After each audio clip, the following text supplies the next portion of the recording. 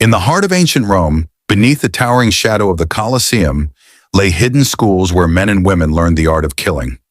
These gladiator schools, such as the Ludus Magnus, became symbols of brutality and survival, transforming ordinary people into killing machines.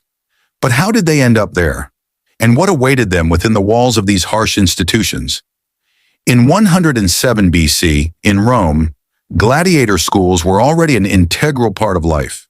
Those who fell into slavery or were convicted of crimes found themselves in these schools, facing rigorous training. The workouts were brutal: wooden weapons, heavy shields, and endless drills. Each day could be their last, and every training session was a test of endurance. Life in a gladiator school was harsh and full of deprivation. Gladiators lived in cramped cells, often windowless, where darkness and dampness reigned. Food was meager, coarse fare consisting of barley porridge and beans, occasionally supplemented with meat. But this was a rarity. Water was the primary drink, and wine was given only on special occasions. Days began at dawn with grueling training sessions. Gladiators learned to wield various weapons: swords, spears, nets, and tridents. They practiced combat skills using wooden weapons to avoid serious injuries. But even these training sessions often ended in wounds. The trainers, or lanistas, were harsh and demanding, punishing the slightest mistakes. Yet the true drama unfolded in 73 BC in the city of Capua, near Naples. Here in the school of Lentulus Badiatus, a rebellion began that shook the foundations of the Roman Republic. Spartacus, a Thracian gladiator, along with a group of his comrades, escaped from the school, initiating the most famous slave revolt in history. Their struggle for freedom became a legend, and their names became symbols of resistance.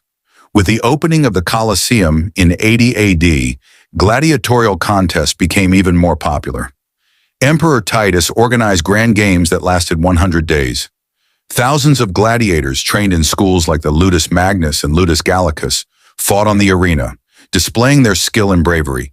These schools became veritable factories of death, where gladiators learned not only combat skills but also survival in the harshest conditions.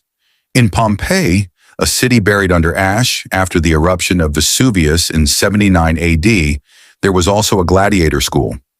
Archaeological excavations revealed that the school was well equipped and could accommodate up to 100 gladiators.